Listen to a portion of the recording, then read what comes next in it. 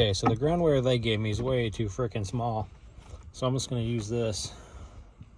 It's got a nicer little doohickey there. And it's longer. So this is going to go in the scrap wire basket, and this one's going to hang out for the subwoofer. And I know this isn't the right way to do things, but I think I'm going to put it down on that piece of metal right there. Okay, so we changed up the plan. Put a self-tapper there. Hope maybe we can use this now because it's closer.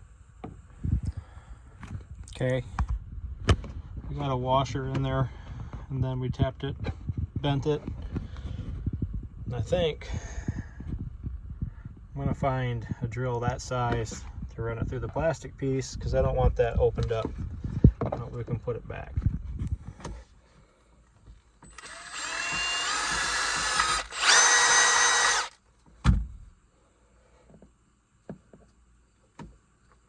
Perfect.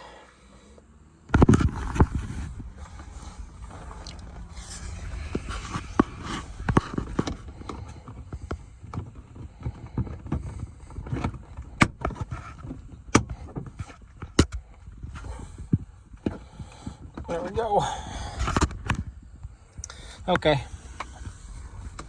She's hooked right up now. Still got to run the RCAs and the remote wire. Okay, so the RCAs are ran through where they need to be. Now it's time for the remote wire. And there's the remote wire. Now we're just waiting for our splicing kit to show up. We'll pull the radio out, hook it all up, and connect the battery. We also have a second fuse block coming for back by the subwoofer. Yep. You know what that is? It's literally the next day. It's here. Okay. That's for your RCAs. That plugs in place. That's your remote wire. Hell yeah.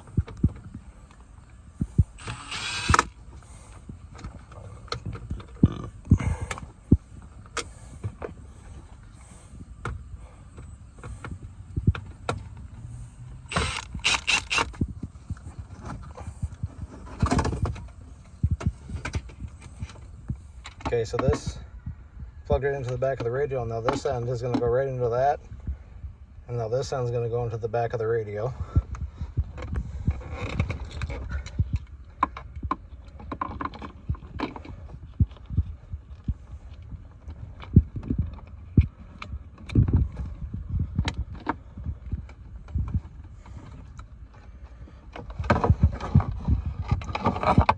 Okay, so we have everything ran. We just got to hook the sub up and the amp up, and we'll be beating in no time. Not going to finish that today. We'll do that in a later day video.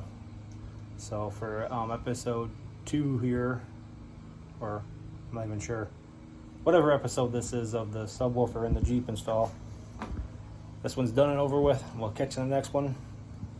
Later, bros. Broettes, I guess. Catch you in the next one. A.M.L Designs. We're out of here. Catch you on the next one. Thanks for watching. Like, subscribe. Tell us what you want to see.